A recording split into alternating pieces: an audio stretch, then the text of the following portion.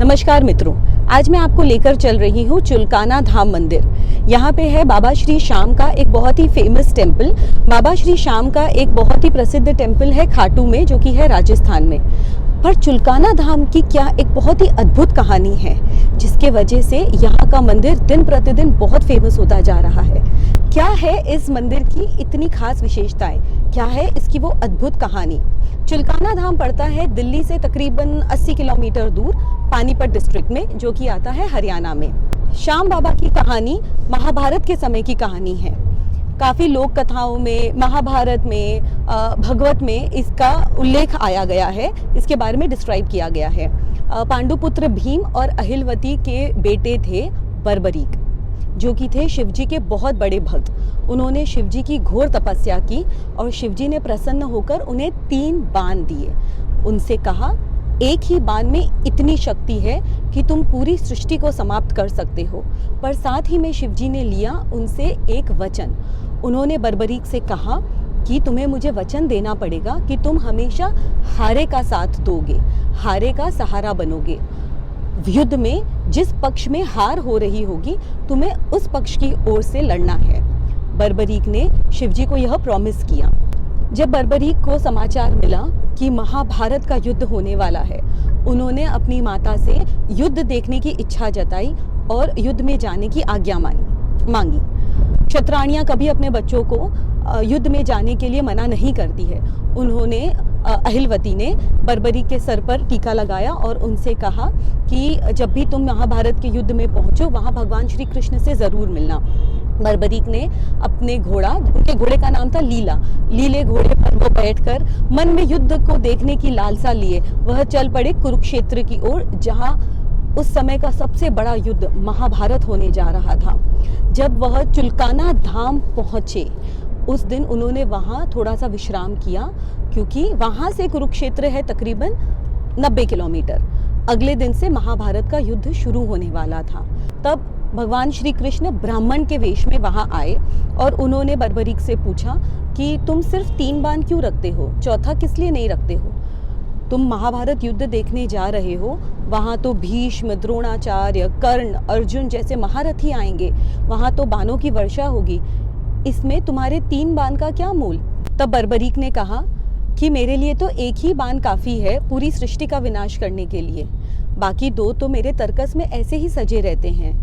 तब कृष्ण ने कहा कि मैं तुम्हारी परीक्षा लेना चाहता हूँ। अब यहाँ कोई सेना है नहीं, कोई युद्ध हो नहीं रहा है जिससे मैं तुम्हारी परीक्षा ले सकूँ। एक काम करते हैं, यह एक पीपल का पेड़ है, इस पेड़ में बहुत सारी पत्तियाँ हैं। तुम अपने एक ही बाण से अगर सब पत्तों में छेद कर दोगे तो मैं समझ जाऊँगा कि जो तुम बोल रहे हो वो सच है।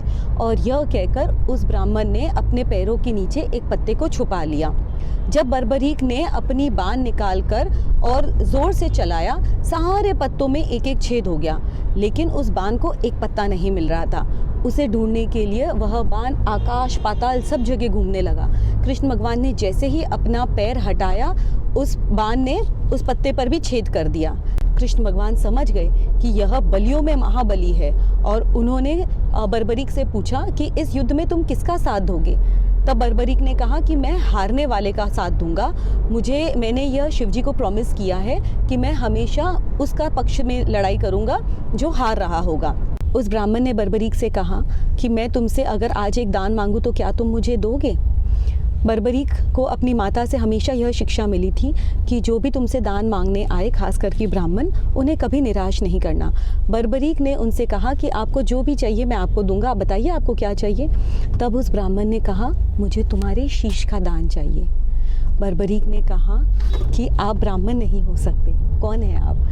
तब भगवान श्री कृष्ण अपने असल रूप में आए और उन्होंने बताया कि मैं स्वयं श्री कृष्ण हूँ। बर्बरीक ने उन्हें प्रणाम किया और कहा कि मेरा बड़ा सौभाग्य है जो मुझे आपके दर्शन हुए, पर हे प्रभु, मेरे मन में बड़ी लालसा है इस महाभारत युद्ध को देखने की। तब भगवान श्री कृष्ण ने बर्बरीक को यह वरदान दिया कि तुम्हारा शीश हमेशा अमर रहेगा। और उन्होंने कुरुक्षेत्र में एक खंबा रखा और उस खंबे पे उस शीश की स्थापना की और उन्होंने कहा कि यहाँ से तुम पूरे महाभारत का युद्ध देखना और युद्ध के बाद में हम तुमसे मिलेंगे। 18 दिन महाभारत का वह भीषण युद्ध चला, जिसमें कौरव परास्त हुए और पांडव विजयी। विजय होने के बाद भीम के मन में थोड़ा सा घमंड आ गया और भीम ने कहा कि पूरे कौरव 100 भाइयों को मैंने अकेले ने मारा है और अर्जुन के वजह से द्रोणाचार्य, कर्ण, भीष्म पितामह की मृत्यु हुई है, तो ये युद्ध हमने बड़े आसानी से जीत लिया, बड़े ही मेहनत से जीत लिया। तब भगवान श्री कृष्ण ने भीम से कहा कि तुम्हारे पुत्र ने, बर्बरीक ने यह पूरा युद्ध देखा है कुरुक्षेत्र में, आओ चलते हैं उसके पास और उससे पूछते हैं कि यह युद्ध में जीत किसके वजह से हुई। तब पांचों पांडव और भगवान श्री कृष्ण कुरुक्षेत्र में आए, जहाँ पे उन्होंने बर्बरीक के शीश से पूछा कि तुमने क्या देखा इस युद्ध में। तब बर्बरीक ने कहा कि इस युद्ध में मैंने सिर्फ 2 चीज़ें देखी, एक था भगवान श्री कृष्ण का सुदर्शन चक्र और दूसरी थी माता काली जो भर भर खप्पर लहू पी रही थी, इसके अलावा मैंने और कोई नहीं देखा। तब भीम की गर्दन शर्म से झुक गई और उन्होंने श्री कृष्ण से कहा कि आप ही हो मुरली मनोहर, हमेशा हमारे साथ ही रहना। कृष्ण भगवान बर्बरीक पे बहुत प्रसन्न हुए और उन्होंने बर्बरीक को यह वरदान दिया कि हे बर्बरीक, आज से तुम मेरे ही नाम से, यानी कि श्याम नाम से पूजे जाओगे। मुझे मेरा ये नाम श्याम बहुत पसंद है और आज मैं अपना यह नाम और मेरा रूप तुम्हें देता हूँ। कलयुग में घर घर में तुम्हारी पूजा होगी, तुम हारे का सहारा बनना, अपने भक्तों की हमेशा रक्षा करना। तो है ना ये बाबा श्याम की बहुत ही अद्भुत कहानी।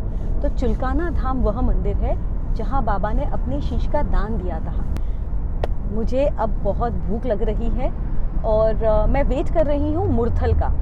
बहुत सारे लोगों से सुना है मुरथल एक ऐसी जगह है पानीपत से पहले और सोनीपत से थोड़ा सा आगे, जहाँ एक्चुअली में दिल्ली वाले एवरी वीकेंड आते हैं यहाँ के ढाबा में खाना खाने। आइए चलते हैं साथ में और देखते हैं what has Murthal to offer for अस।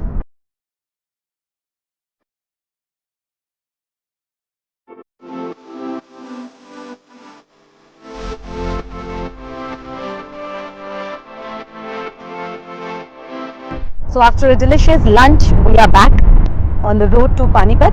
चुलकाना धाम का मंदिर दोपहर 1 से 2 बंद रहता है, तो इन केस अगर आप 12:30 पौने 1 तक पहुंचने वाले हैं तो इट्स बेटर कि आप एक बार मुरथल पे ब्रेक लीजिए, have something light to eat and then you continue further and try and reach only then after 2 o'clock।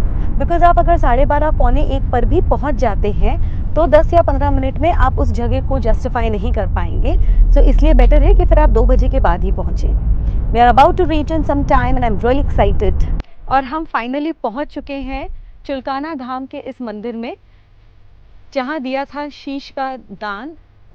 वही धर्म क्षेत्र कुरुक्षेत्र भूमि, यही हमारा चुलकाना धाम। और ये है मंदिर का मेन गेट। और अब हम मिलते हैं यहाँ के मंदिर के पुजारी जी से और जानकारी प्राप्त करते हैं इस मंदिर के बारे में।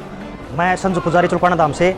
यहाँ पर बाबा ने जी शीश का दान दिया था, जहाँ दिया शीश का दान वो भूमि है चुलकाना धाम, और जहाँ प्रकट हुए बाबा श्याम वो भूमि है खाटू धाम, जिसको हम आज दिल्ली बोलते हैं जी। इसका प्राचीन नाम था इंद्रप्रस्थ। तो श्री कृष्ण जी भगवान ने बाबा जी को वरदान दिया, हे बर्बरीक, अब कलयुग में आपकी मेरे नाम से पूजा होगी, ना कि बर्बरीक के नाम से। बाबा का वास्तविक नाम बर्बरीक वान है जी, लेकिन श्याम बाबा के नाम से पूजा होगी। मेरी 16 कलाएं आपके पास विद्वान होगी। जो भी भगत यहाँ आ आएगा, आप आ रहेगा सारा बनाओगे। और जैसे जैसे कलयुग का बड़ा